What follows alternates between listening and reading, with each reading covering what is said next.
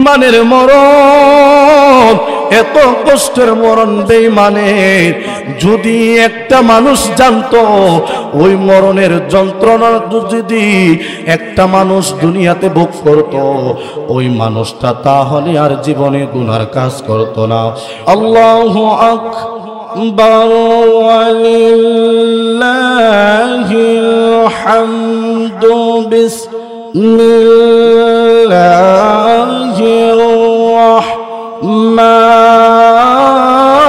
রাহমানির রাহিম।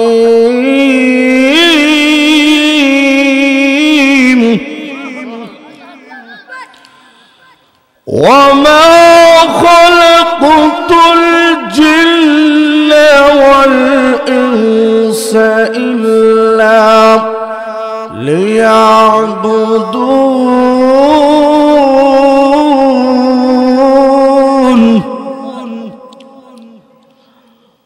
আল্লাহ পাক রব্বুল আলামিন পবিত্র কুরআনুল কারীমের মধ্যে বলেছেন, বান্দারে, ও বান্দা, আমি আল্লাহ দুইটা জাতি বানায়া দিলাম। একটা হলো জিন জাতি, আর একটা হলো ইনসান। আমার আল্লাহ রাব্বুল আলামিন দুইটা জাতি বানাইলো রে বাবা। আমার আল্লাহ কোরআনুল বলেছেন, ওমা খালাকতুল জিন্না ওয়াল ইনসা ইল্লা লিয়াবুদুন।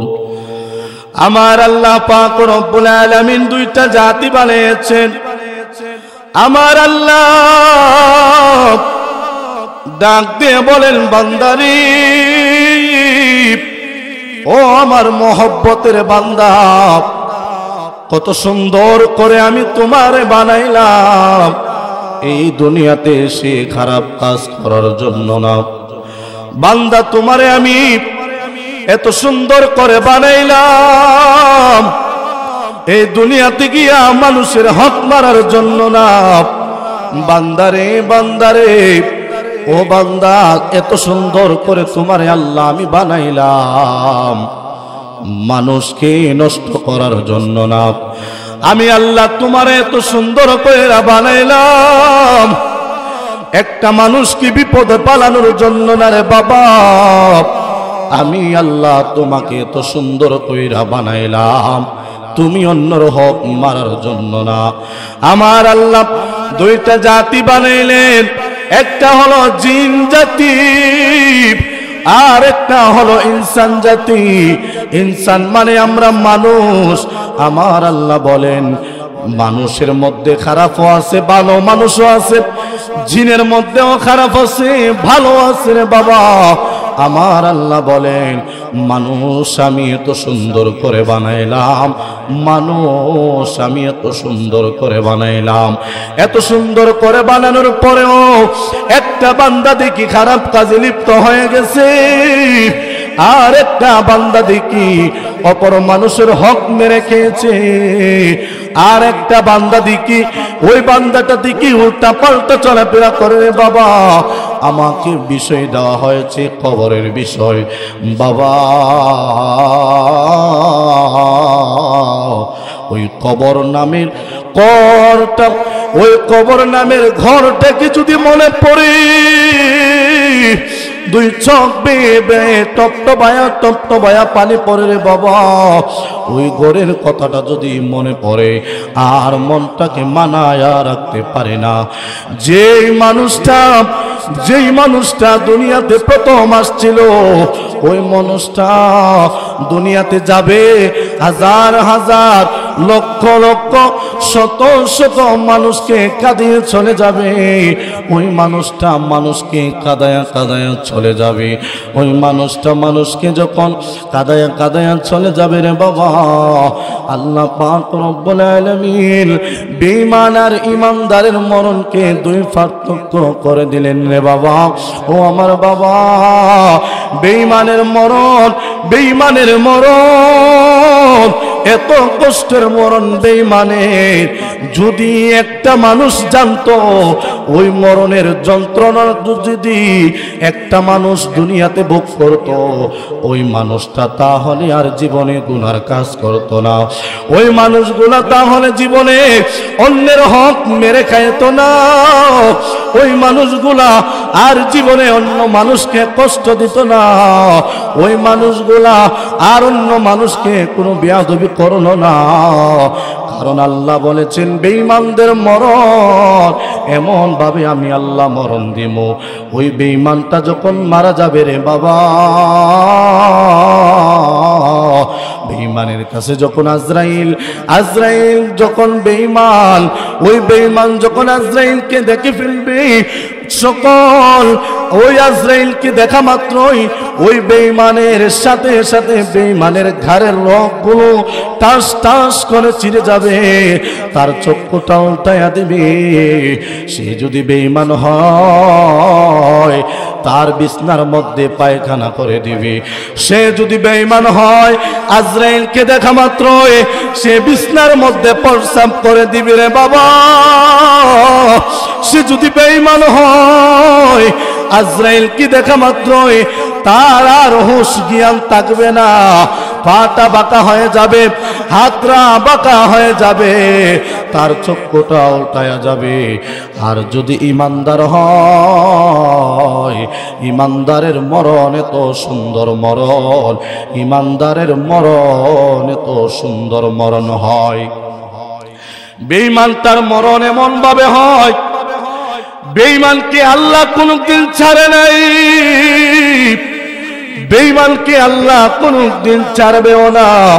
আমার আল্লাহ বলেন বান্দারে বান্দারে, তোর পাহাড় পরিমাণ গুনাহ রয়েছে, তোর সাগর পরিমাণ গুনাহ রয়েছে, তোর মাথার চুলের আগা থেকে পায়ের নখের আগা পর্যন্ত যতটা গুনাহ রয়েছে, আমি আল্লাহর কাছে তওবা করে মাফ চাও, আমি আল্লাহ তোমাকে সঙ্গে সঙ্গে মাফ করে দেব।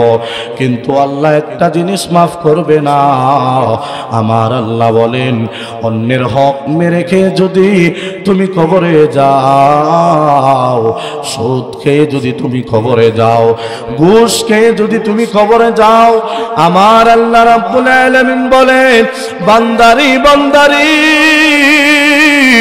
সুদ খাওয়া আর মার সাথে জেনা করা একই কথা, নাউজুবিল্লাহ বলবেন না। সুদ খাওয়া আর মার সাথে জেনা করা একই কথা। কতটুকু নিম্ন স্তরে এটাকে রাখা হয়েছে। আমার আল্লাহ বলেন সুদ খেয়ে ঘুষ খেয়ে যদি কবরে যাও, কোন বান্দা ঠাঁই পাবে না, কোন বান্দাকে আমি আল্লাহ ছাড় দিব না, কোন বান্দাকে আমি আল্লাহ ছাড় দেব না। দুনিয়াতে থাকা অবস্থায় ওই মানুষটাকে 12টা বাজায়া তারপরে কবরে নিয়ে যাবে। কারণ বেঈমান যখন আজরাইলের দেখা পেয়ে যাবে, বেঈমান চটপট চটপট করে থাকতে হবে, বেঈমান চটপট চটপট করবে, বেঈমান শুধু চটপট চটপট করবে। কোথায় থেকে কোথায় যাবে, বেঈমানের হতাশা হয়ে যাবে, বেঈমানের লাফালাফি হয়ে যাবে, বেঈমানের আতঙ্কই পড়ে যাবে।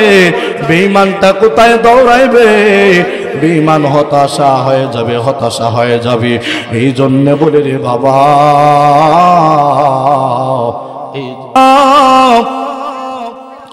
ও দুনিয়ার মানুষ, কবরে যাও, তুমি মুসলমান হয়ে কবরে যাও, কোনদিন বেঈমান হয়ে কবরে যাইবা না। কারণ বেঈমান হয়ে কবরে যাইলে আমি আল্লাহ তোমাকে ছাড় দেব না। ওই কবরে যদি মরণের কথা বলো, ওই কবরে যদি শাস্তি পেয়ে যদি আল্লাহকে বলো আল্লাহ ওই কবরের শাস্তি আর সহ্য করতে পারি না, আল্লাহ তুমি আমাকে মৃত্যু দিয়ে দাও, তখন বলবে বান্দারি মৃত্যু একবারই হয়, মৃত্যুর সুযোগ তোমাকে আমি একবার দিয়েছি, বারবার মৃত্যুর সুযোগ দেওয়া যাবে না, বারবার মৃত্যুর সুযোগ তোমাকে দেওয়া যাবে না। কারণ আমার আল্লাহ বলেছেন, ও বান্দা বান্দা বান্দারে, চাইলেই তুমি ভালো মানুষ হয়ে যেতে পারতাম, চাইলেই তুমি নামাজ পড়তে পারতাম, চাইলেই তুমি ভালো কাজ করতে পারতাম, চাইলেই তুমি অনেক অনেক নেক আমল করে কবরে যাইতা। ওরে আমার বাবা, আমরা যখন মারা যাব, আমরা যখন কবরে যাব, 3.5 হাত মাটির নিচে যখন আমাকে আপনাকে শোয়াবে, ওই 3.5 হাত মাটির নিচে কি হয় না না হয় দুনিয়ার কোনো মানুষ দেখে না রে বাবা, দুনিয়ার কোনো মানুষ দেখে না। ওই কবরের যে একটা সাপ আসবে, ওই সাপটা যদি এই দুনিয়ার জমিনে একটা বার নিঃশ্বাস ফালাইতো, আমার আল্লাহ বলেন ওই সাপটা যদি ওই কবরের থেকে উঠে যদি এই দুনিয়ার জমিনে একটা বার নিঃশ্বাস ফালাইতো, আমার আল্লাহ বলেন এই দুনিয়ার ফসল জমিন কিছুই হতো না, হতো না, হতো না, হতো না। এই জন্যে আমি আল্লাহ তোমাদেরকে এত সুন্দর ব্যবস্থা করে দিয়েছি, এই জন্য আমি আল্লাহ তোমাদেরকে এত শান্তিপুর জীবনটা দিয়েছি, তো এই জন্য আমি আল্লাহ তোমাদেরকে এত মায়া করে বানাইছি, এই জন্য আমি আল্লাহ তোমাদেরকে অনেক মহব্বত করে বানাইছি। বান্দারে বান্দারে ও বান্দা, শুধু আমি আল্লাহকে ডাকার জন্য, আমার হাবিবকে ডাকার জন্য, আমার বন্ধুকে ডাকার জন্য। কারণ আমার আল্লাহ বলেন, বান্দা এই দুনিয়াতে তোমাকে আমি আল্লাহ বানাইলাম, শুধু বেঈমান হয়ে কবরে যায় না, যদি কবরে যাও ইমানদার হয়ে তুমি কবরে যেতে হবে। ইমানদার মুমিন মুত্তাকিন মুসলমান হয়ে কবরে যেতে হবে। মুসলমান না হয়ে যদি কবরে যাও, নামাজ রোজা না রেখে যদি কবরে যাও, আমার আল্লাহ বলেন ওই কবরে এমন এমন কিছু শাস্তি দেওয়া হবে, এমন এমন কোন শাস্তি দেওয়া হবে, আমার আল্লাহ রাব্বুল আলামিন বলেন ওই কবরে এমন কিছু শাস্তি দেওয়া হবে। আমার আল্লাহ বলেন, বান্দারে 5 ওয়াক্ত নামাজের আযান হচ্ছে মসজিদে, ইমাম সাহেব মুয়াজ্জিন যখন আযানের মাধ্যমে আল্লাহর বান্দাদেরকে ডাকা হয়, ইমাম সাহেব যখন মুয়াজ্জিন কি দোষ করলো মুয়াজ্জিন, তার আযানের সুর শুনতেছো, তারপরেও মসজিদে যাও না, তার গলার কণ্ঠ শুনতেছো, তারপরেও মসজিদে যাও না, আমার আল্লাহ বলেন এই ব্যক্তিটা যারা নামাজ পড়ে না, যারা নামাজ না পড়ে কবরে যায়, তাদের শাস্তি আরো ভয়ানক শাস্তি হয়ে যায়। কারণ কি জানোনি, বেনামাজির অনেক অনেক লক্ষণ রয়েছে রে বাবা। বেনামাজি যারা তাদের কথাও খুব মিষ্টি হয়, বেনামাজি যারা তাদের চলাফেরার ধরন আলাদা, বেনামাজি যারা তারা চলে অন্যভাবে রে বাবা। আল্লাহ রাব্বুল আলামিন বলেন, যারা ফজরের নামাজ পড়ো নাই, বান্দা বান্দা মনে রাখো, ফজর থেকে জোহর পর্যন্ত আমি আল্লাহ তোমার কবরে এমন একটা সাপ দিয়ে দেব রে বাবা, এমন একটা সাপ আপনার কবরে দিয়ে দিবে। যারা ফজর থেকে জোহর পর্যন্ত পড়ো নাই, শুধু ফজরের নামাজটা পড়ো নাই, আমার আল্লাহ বলেছেন এমন একটা সাপ তোমার কবরে দিয়ে দিবে। ওই সাপের দাঁতটা থাকবে লোহার মতো বাবা, চোখটা থাকবে আগুনের মতো, মাথার চুল মহিলাদের চুলের মতো থাকবে, অনেক ভয়ঙ্কর সাপ। আমার আল্লাহ ফজর থেকে জোহর পর্যন্ত ওই সাপটাকে দিয়ে তোমাকে আঘাত করা হবে, ওই সাপটাকে দিয়ে তোমাকে শাস্তি দেওয়া হবে, ওই সাপটাকে দিয়ে তোমাকে নিম্নস্থল করা হবে, ওই সাপটাকে দিয়ে জোহর পর্যন্ত তোমাকে যত ভয়ঙ্কর ভয়ঙ্কর শাস্তি আছে ওই সাপটাকে দিয়ে কবরে দেওয়া হবে। বাবা কবর কবর কবর এত সোজা না, কবর এত সোজা না, কবর এত সোজা না। কত মানুষ বাবা কবরের জন্য কান্দে, কত মানুষ সংসার নিয়ে কান্দে, কত মানুষ নিজের ব্যক্তিগত নিয়ে কান্না করতেছে, কত মানুষ পারিবারিক সমস্যায় কত মানুষ কান্না করতেছে, কিন্তু একটা মানুষ একটা বার কবরের কথা ভাবে নাই, একটা মানুষ একটা বার কবরের কথা ভাবে নাই।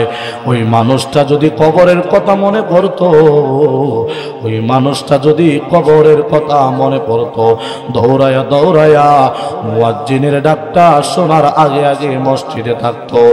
মুয়াজ্জিন যখন আজান দেয়, যখন বান্দাকে ডাকে বান্দারি আসো মসজিদের দিকে এগিয়ে আসো, ওই বান্দার কাজ শেষ হয় নাই, ওই বান্দার কাজ শেষ হয় নাই। একজন হুজুর যদি রাস্তাঘাটে মুরব্বীদেরকে যুবক ভাইদেরকে পাওয়ার পর যদি হুজুর বলে নামাজের জন্য ভাই আসেন না আমরা একটু নামাজটা পড়ে নেই, ওই বান্দাটা অজুহাত দেখায়, ওই বান্দাটা অজুহাত খোঁজে। হুজুর ও হুজুর আমার গরুটা দিয়েছিলাম ক্ষেতের মধ্যে, জানি না ওই গরুটা বাড়িতে দিয়ে কালকে থেকে আমি নামাজ পড়ব, কালকে থেকে আমি নামাজ পড়ব। হুজুরকে যে ওয়াদা দিয়ে গেল কালকে থেকে নামাজ পড়ব, কালকে থেকে আর 1 মাস হয়ে গেল তার দেখা আজ পর্যন্ত পাইল না। এমন বান্দা, এমন মৃত্যুক বান্দা যদি হও, আল্লাহর কসম হুজুররা এখানে বসা আছেন, কবরে গিয়েও তুমি ঠাঁই পাবে না। ওই ফজর থেকে জোহর পর্যন্ত তোমাকে যে শাস্তি দেওয়া হবে রে বাবা, তোমাকে যে এত ভয়ঙ্কর শাস্তি দেওয়া হবে, ওই একটা কবর কিন্তু দুনিয়ার মানুষ এক প্রান্ত থেকে আরেক প্রান্তে গেলে খবর নেওয়া যায়। দুনিয়ার মানুষ এই বাংলাদেশ থেকে বাহিরে গেলে টেলিফোনে খবর নেওয়া যায়। মনে রাখবেন মাত্র আপনার হাত দিয়ে গনে 3.5 হাত মাটির নিচে আপনি ঘর বাঁধবেন, কিন্তু ওই ঘরে আর কেউ খবর নিবে না। আপনার ছেলে পরে থাকবে, আপনার মেয়ে পরে থাকবে, আপনার স্ত্রী পরে থাকবে, বলবে 2 দিন 3 দিন 4 দিন 5 দিন আপনার জন্য কান্না করবে, কান্না করবে। বাবা কত আদর করতো, আজ আমার বাবাকে আল্লাহ নিয়ে গেছে। আপনি যখন মারা যাবেন বাবা কথাগুলা মনোযোগ সহকারে শুনবেন। আপনি যখন মারা যাবেন তখন আপনাকে আর বাড়িতে রাখা হবে না। এত সম্পত্তি দিয়ে কি হবে রে বাবা? এটা তো আল্লাহর দুনিয়া, এটা তো আল্লাহর দুনিয়া। মাত্র 2 দিনের দুনিয়া, মাত্র 2 দিনের দুনিয়ায় এত বাহাদুর, মাত্র 2 দিনের দুনিয়ায় পরের হক মেরে কে কেউ কোনো শান্তি পাবেন না। মাত্র 2 দিনের দুনিয়ায় নামাজ না পড়ে কবরে গেলে তাই পাবেন না। মাত্র 2 দিনের দুনিয়ায় বাহাদুরি করে কোনো লাভ হবে না। মাত্র 2 দিনের দুনিয়ায় সুদ ঘুষ খাইলে কোনো লাভ হবে না রে বাবা। ওরে আমার বাবা, কথাটা মনোযোগ সহকারে শুনবেন। আপনি যখন মারা যাবেন আপনাকে আর দামি খাটের মধ্যে শোয়ানো হবে না। আপনি যখন মারা যাবেন আপনার ছেলে আর আপনাকে বলবে না রে মা, ও মা বাবাকে কম্বলটা এনে দাও, আপনি যখন মারা যাবেন আপনার ছেলে আর বলবে না মা বাবাকে কম্বলটা দিয়ে ঘুরে দাও। আপনি যখন মারা যাবেন আপনার স্ত্রী আর বলবে না হায় রে আমার স্বামীকে কম্বলটা দিয়ে ঘুরে দেই, কারণ সেই মানুষটার শীত লাগতেছে। মরা মানুষটা যখন ওই খাটের থেকে নিচে শোন হবে ওই মরা মানুষটার দেহটা আর কিছু রইল না, আর কিছু রইল না। ওই মরা মানুষের দেহের মধ্যে আর পরাণ পাখিটা রইল না, পরাণ পাখিটা রইল না, পরাণ পাখিটা রইল না, পরাণ পাখিটা রইল না। ওই মরা মানুষ সোজা হয়ে যখন পড়ে থাকবে, সোজা হয়ে যখন পড়ে থাকবে রে বাবা, সোজা হয়ে যখন পড়ে থাকবে ওই মানুষটাকে আপনার অন্য কোনো মানুষ এসে জিজ্ঞাসা করবে না ইমুক তুমি কেমন আছো, ইমুক তুমি কেমন আছো, আর কথা বের হবে না। আজরাইল যখন আপনার সামনে আসবে আল্লাহ রাব্বুল আলামিন বলেন মুসলমান হয়ে তুমি কবরে যাও, বেঈমান হয়ে কবরে যাও না, ইমানদার হয়ে তুমি কবরে যাও, বেঈমান হয়ে তুমি কবরে যাও না, মুমিন হয়ে কবরে যাও, বেঈমান হয়ে কবরে যায় না, মুত্তাকিন হয়ে কবরে যাও, বেঈমান হয়ে কবরে যায় না। আপনি যখন ইমানদার হবেন, আপনি যখন 5টা ওয়াক্ত নামাজ আদায় করবেন, আপনি যখন হক হালাল মতে চলাফেরা করবেন, তখন আজরাইল আপনার দরজায় এসে দাঁড়াবেন। দরজায় দাঁড়ানোর পরে আপনি ইমানদার হয়ে থাকলে, আপনি আমার আল্লাহর সাথে যদি রাত দিন 24 ঘন্টা আল্লাহর সম্পর্কটা রাখেন, রাত দিন 24 ঘন্টা রাসূলের সম্পর্কটা রাখেন, আমার আল্লাহ বলেন ওই আজরাইল দেখা মাত্রই সর্বপ্রথম তোমাকে সালাম দিবে। জোরে পড়েন না সুবহানাল্লাহ। ওই আজরাইল তোমাকে মহব্বত করে তোমার জানটা নিয়ে যাবে যদি তুমি ইমানদার হও। আমার আল্লাহ বলেন বান্দারে বান্দারে ও বান্দা যদি ইমানদার হও আজরাইল সর্বপ্রথম তোমাকে সালাম দেবে, ঘরের মধ্যে ঢুকবে, ঘরের মধ্যে ঢুকার পর তোমার মাথার মধ্যে হাত বোলায়া দিবে, হাতটা বোলাইতে বোলাইতে তখন তোমার ঘুম আসবে। আজরাইল তোমাকে বলবো ও আল্লাহর বান্দা আর সময় নাই, আর সময় নাই, আর সময় নাই, আর তোমার সময় নাই। ইমানদার বান্দা হয়ে থাকলে আপনি বলবেন ও আজরাইল, ও আজরাইল এই দুনিয়াদারি আমার আর ভালো লাগে না, এই দুনিয়াদারি আমার আর ভালো লাগে না, তুমি তাড়াতাড়ি আমাকে নিয়ে যাও, তুমি তাড়াতাড়ি আমাকে নিয়ে যাও, তুমি তাড়াতাড়ি আমাকে নিয়ে যাও। আজরাইল যখন আপনাকে নিয়ে যাবেন, আমার নবী ডাক দিয়া বললেন আজরাইল, আজরাইল আমার উম্মতের জানটা তুমি নিয়ে যাইবা। ও আজরাইল বলো না, বলো না, আমার উম্মতের জানটাতে নিয়ে যাইবা। আমার উম্মত কি বিন্দু পরিমাণ কষ্ট পাবে কিনা রে বাবা?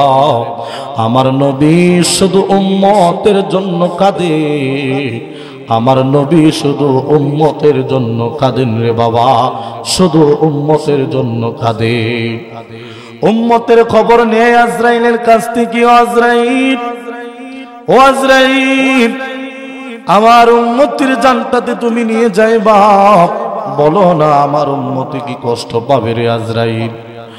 তখন আজরাইল ডাক দিয়া বলেন ইয়া রাসূলুল্লাহ, ইয়া হাবিবাল্লাহ, নবী ও মায়ার নবী, ও দয়ার নবী, ও ইয়া রাসূলুল্লাহ,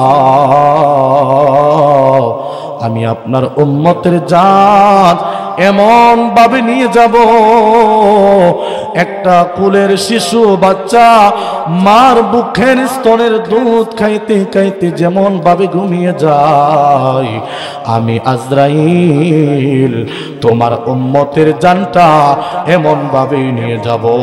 জোরে জোরে পড়েন না সুবহানাল্লাহ। ও আজরাইল, আমার উম্মত কি কষ্ট পাবে না? আজরাইল বলেন না না না, কোনো কষ্ট নাই।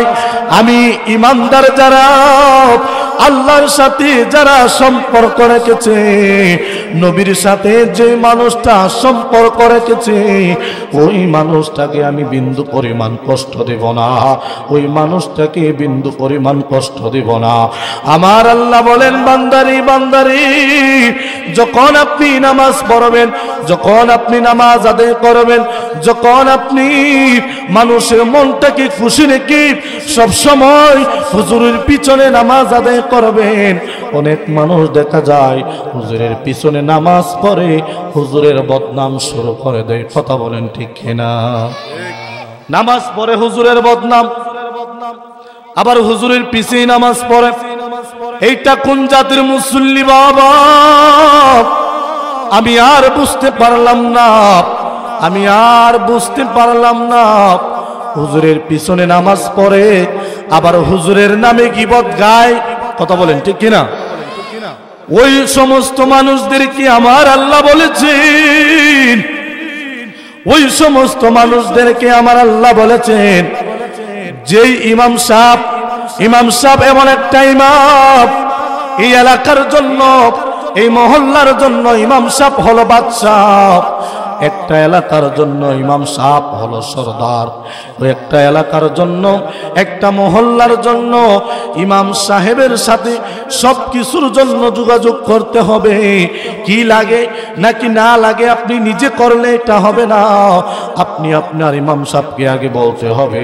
ইমাম সাহেবের এখন আর কোনো দাম নাই, ইমাম সাহেবের এখন আর কোনো দাম নাই। টাকা হইলে, পয়সা হইলে ইমাম সাহেব দমক মারে, হুজুর এইটা হইল না কেমনে, ওইটা হইল না কেন? ইমাম সাহেব কি বলে? মসজিদ ঝাড়ু দেওয়ার জন্য। আরে বাবা, ইমাম সাহেব কি বলে? মসজিদ কাজ করার জন্য। আরে বাবা, আপনি যে বললেন ইমাম সাহেব কি, আপনি যদি ইমাম সাহেবের জায়গায় থাকতেন তাহলে তার বেদনাটা আপনি বুঝে নিতেন। ৬-৭ হাজার টাকা দিয়ে কিভাবে তার সংসারটা চলে রে বাবা, ৬-৭ হাজার টাকা দিয়ে তার সংসার কিভাবে চলে? আপনি তো মাসের পর মাস ৫০,০০০ টাকা রুজি করতেছেন, আপনি মাসের পর মাস ২০-৩০ হাজার টাকা রুজি করতেছেন, এরপরে আপনার সংসারে কোনো বরকত নাই। আমার আল্লাহ ইমাম সাহেবের সংসারে এত বরকত দিয়েছেন, মাসে ৬,০০০ টাকায় বেতন দিয়ে পুরা মাস চলে যায়। এই কথাটা মনে রাখবেন। ইমাম সাহেবকে কোনোদিন আপনারা হুকুম দিবেন না। আপনি যত বড়ই বাদশা হন না কেন, আপনি যত বড়ই চেয়ারম্যান হন না কেন, আপনি যত বড়ই মেম্বার হন না কেন, আপনি এলাকার সর্দার হন না কেন, আল্লাহর কসম করে বলে দিয়ে যায়, যদি আপনি ইমাম সাহেবকে হুকুম দেন, ওই হুকুমের কারণে আল্লাহ আপনাকে একদিন ছাড়বে না। এই কথাটা মনে রাখবেন। ইমাম সাহেবের সিনার মধ্যে ৩০টা পারা কোরআন সিনার মধ্যে ঢুকে রয়েছে।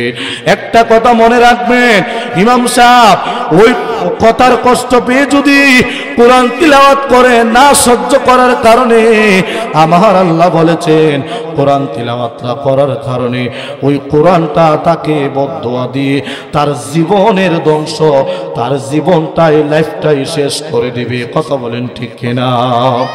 কেউ কষ্ট দিবেন না। এলাকার ইমাম সাহেব হলো গর্ব একটা ইমাম সাহেব। আপনি ইমাম সাহেবকে রাখবেন, ইমাম সাহেবের সাথে দুর্ব্যবহার করবেন, এটা করা যাবে না।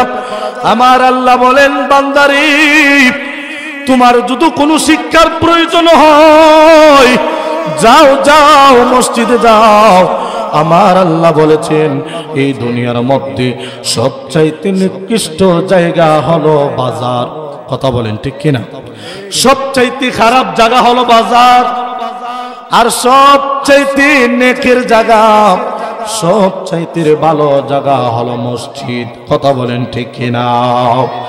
আমার আল্লাহ বলেছেন ও বান্দা, যে মানুষটা বাজারে অযথাই সময় নষ্ট করে, যে মানুষটা বাজারে সার স্টলে বসে বসে অন্যর গীবত গায়, সার স্টলে বসে বসে আজানের সময়টা কাটিয়ে দেয়, সার স্টলে বসে বসে নামাজের সময়টা কাটায়া দেয়, আমার আল্লাহ রাব্বুল আলামিন বলেছেন বান্দারে একটা কথা মনে রাখবা, আমি আল্লাহ কখনো মানুষকে মরণ দেই রাস্তায়, কখনো মানুষকে মরণ দেই কুকুরের কামড়ে, কখনো মানুষকে মরণ দেই নামাজরত অবস্থায়। কথা বলেন ঠিক কিনা?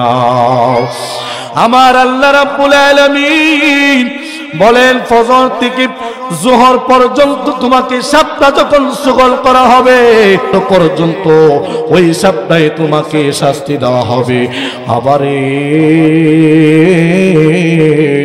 ও আলাদাউদ্দৌরের আব্বা, মনে রাখবেন, মনে রাখবেন কবর এত ভয়ঙ্কর জিনিস। ওই দুনিয়ার মানুষ যদি কবরের মানুষের চিৎকার একটা বার শুনতো, ওই আলাদাউদ্দৌরের মানুষ যদি কবরের বাসীর কবরের কথাটা একটা বার শুনতো, কবরের চিৎকার একটা বার শুনতো, আমার আল্লাহ বলেন তার কান দিয়ে নাক দিয়ে রক্ত বের হয়ে হয়ে টপটপায়া পড়ে যেত মাটির নিচে। বাবারে কবরের চিল্লা শোনা যায় না, কবরের কথা দুনিয়ার কোনো মানুষ শুনবে না, কবরের কথা কোনো দুনিয়ার মানুষ শুনবে না। আপনি যখন কবরে যাবেন তখনই আপনি মনে করবেন হায়রে কি একটা জিনিস হারাইলাম।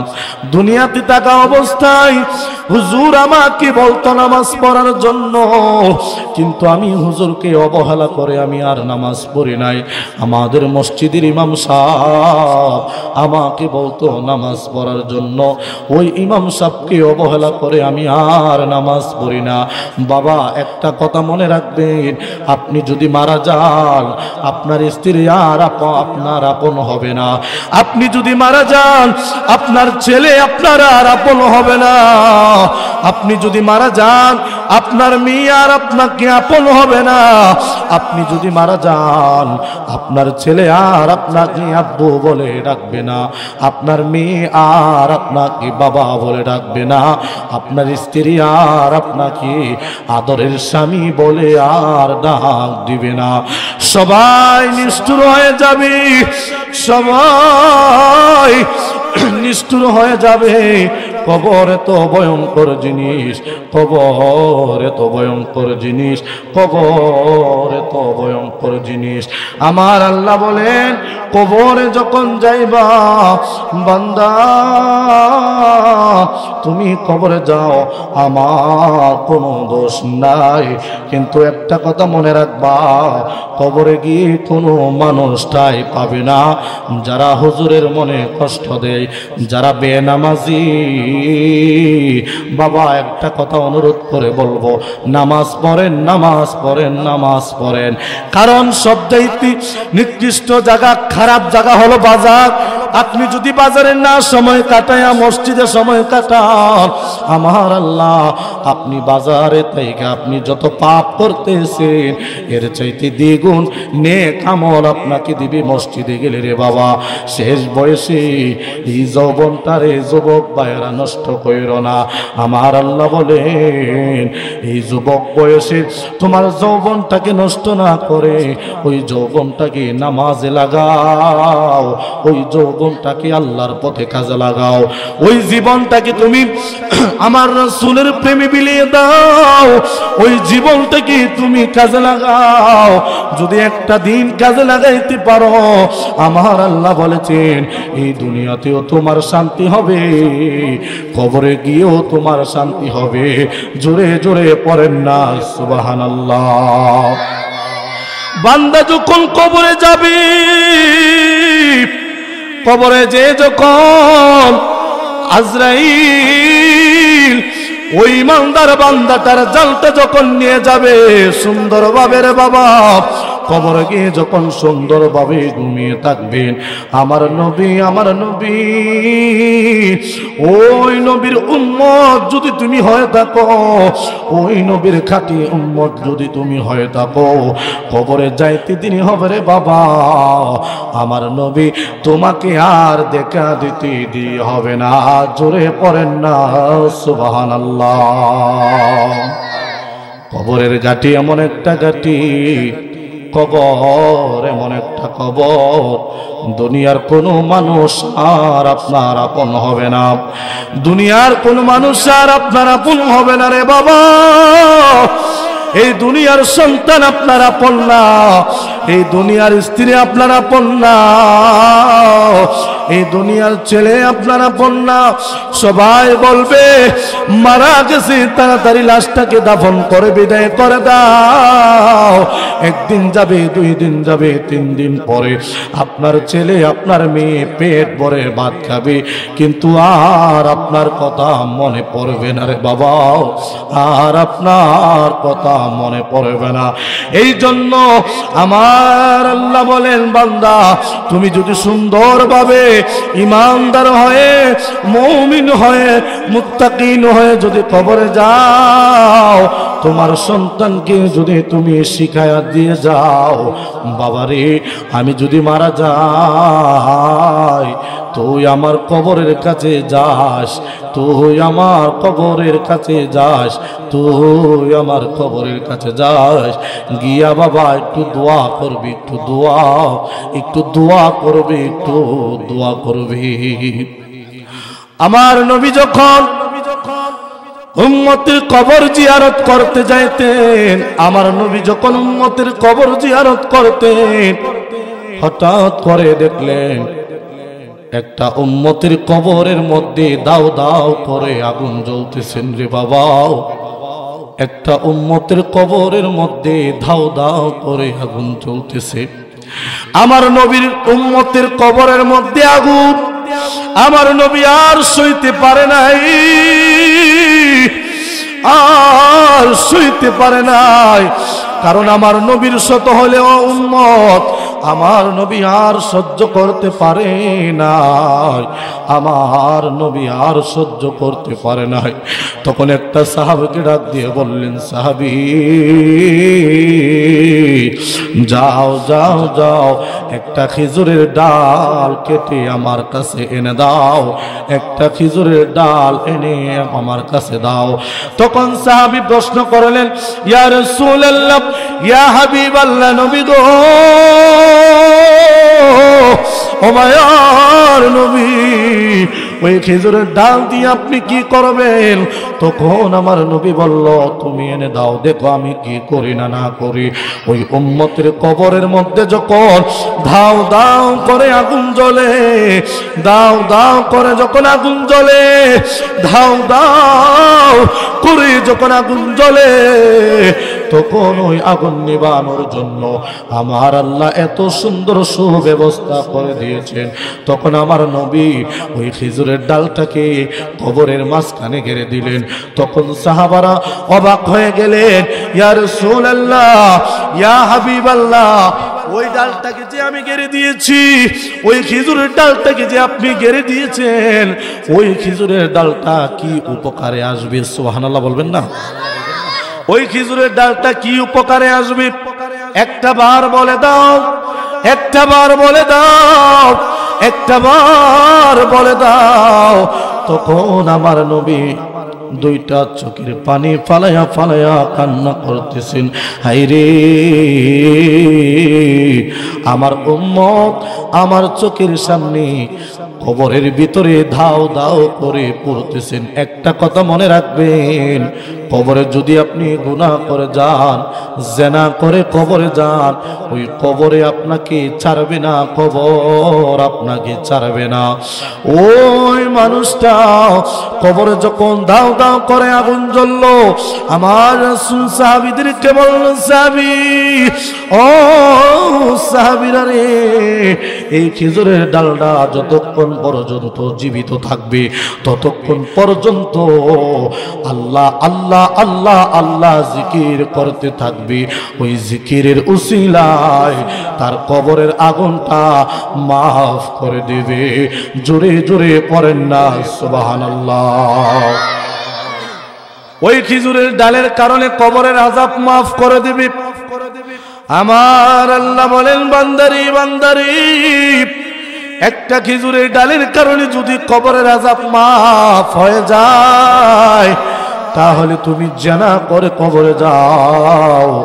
বোঝো আমার নবীর কত মায়া, আমার নবীর নেককার উম্মতের জন্য কত মায়া।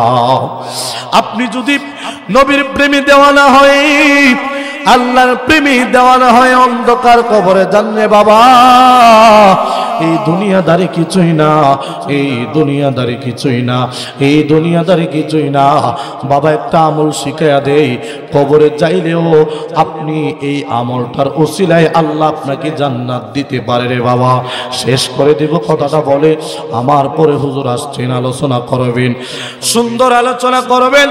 আমি আপনাদেরকে মা বোনদেরকেও একটা সংক্ষিপ্ত একটা আমল বলে আমি শেষ করে দেব।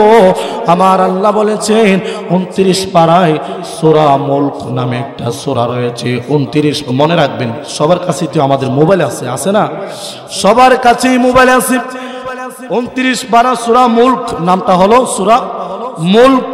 আমার আল্লাহ রাব্বুল আলামিন বলেন, প্রত্যেকটা দিন যদি তুমি এই আমলটা করতে পারো, সূরা মুলকটা যদি কেউ পড়তে না পারো, মোবাইল দিয়ে শুনে শুনে প্রত্যেক দিন রাত্রে ঘুমাইবা, মোবাইল দিয়ে শুনে শুনে প্রত্যেক দিন রাত্রে ঘুমাইবা। আর কেউ যদি পড়তে পারে, প্রত্যেকটা দিন এশারের নামাজ পড়ে তুমি কোরআন শরীফটা ওই সূরা মুলকটা পড়ে পড়ে ঘুমাইবা।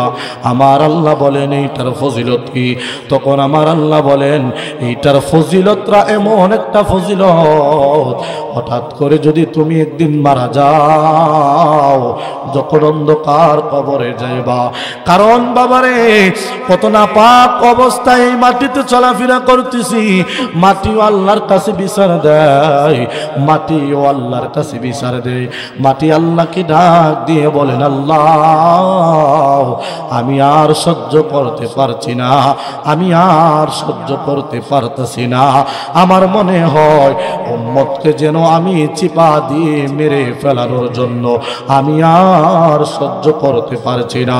তখন আমার আল্লাহ রাব্বুল আলামিন বলেন, বান্দা বান্দারে, মাটিকে বললেন, মাটি একটু সহ্য করো, এমন হতে পারে এই উম্মত শেষের দিকে সংশোধন হয়ে যাইতে পারে, এমন হতে পারে এই উম্মতরা এমন হতে পারে এই উম্মতরা মাফ করে মাফ দিয়ে দিতে পারে। আমার আল্লাহ রাব্বুল আলামিন বলেছেন, বান্দা এই আমলটা করো, এই আমলটার উসিলায় এমন হতে পারে তুমি জান্নাত পাইতে পারো, জান্নাত পাইতে পারো, জান্নাত পাইতে পারো।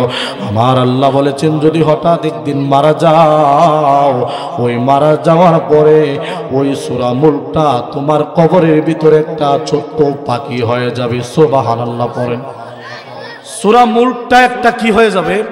পাখি হয়ে যাবে, ছোট পাখি, ছোট একটা পাখি হয়ে যাবে। যখন মাটি আপনাকে চাপ দিতে আসবে, ওই পাখিটা সেদিন আপনাকে বলবে, ও আল্লাহর বান্দা, আমি তোমাকে বাঁচাই, আমি তোমাকে বাঁচাই, আমি তোমাকে বাঁচাই। তখন আপনি জবান খুলে বলবেন, পাখিরে তুই তো ছোট্ট একটা পাখি, তুই আমাকে কি বাঁচাইবি, তোর শরীরের মধ্যে কি আছে? তখন আপনি বিপদে পড়ে বলতে হবে যে বাঁচাও বাঁচাও বাঁচাও। বাঁচাও, তখন আপনি বিপদ পরেই বলতে হবে বাঁচাও। পাখিটা দুই ডানা ছড়াইয়া দিবে, ডানা ছড়ানোর সাথে সাথে আমার আল্লাহ বলেছেন ওই কোরআনের পাওয়ারের উসিলায়, ওই কোরআনের পাওয়ারের খাতিরে, ওই পাখির মধ্যে কোরআনের পাওয়ার রয়েছে, ওই কোরআনের পাওয়ার খাতিরে মাটি সরে যে আপনার কবরটা আল্লাহ জান্নাত বানায়া দিবে। জোরে পড়েন না সুবহানাল্লাহ। আপনার বিন্দু পরিমাণ কবরটা জান্নাত বানাই দিবে। শুধু এই আমলটা করবেন, কারণ আমাদের সবারই তো মোবাইল আছে, আছে না? এই মোবাইলের মধ্যে যদি আমরা খারাপ কিছু না করে, খেলাধুলার মধ্যে লিপ্ত না হয়ে, নাটক না দেখে, বাজি বুজি না দেখে যদি আমরা দিন রাত কোরআন তিলাওয়াত শুনি, আরে বাবা সারা দিনই তুই গুনাহ করি না? এমন কোন মানুষ আছে যে আমার গুনাহ নাই? আপনি বলতে পারবেন? সবারই তো গুনাহ আছে বাবা। আপনি যদি শুধু একটা আমল করবেন, আমি এই আমলটা আপনাদেরকে বলে দিয়ে যাই, শুধু একটা আমল করবেন, প্রত্যেক দিন রাতে এশারের নামাজ পড়ে, এশারের নামাজ পড়ে উযু করে আপনি ঘুমাবেন। ঘুমানোর সময় সূরা মুলক 29 পারা ইউটিউবে চার্জ দিলে আপনি পেয়ে যাবেন। 29 পারা বের করেই সূরাটা আছে, এই সূরা মুলকটা আপনি শুনে ঘুমাবেন, তাহলে আপনার অনেক অনেক অনেক ফজিলত হবে। আল্লাহ পাক রব্বুল আলামিন যেন এই সূরা মুলকের ফজিলতটা যেন কমপক্ষে হলেও ছোট্ট একটি আমল যেন আমরা করতে পারি। আল্লাহ পাক রব্বুল আলামিন আপনাদেরকে আমাদেরকে সেই তৌফিক দান করে দিক। সকলে পড়েন আল্লাহুম্মা আমিন।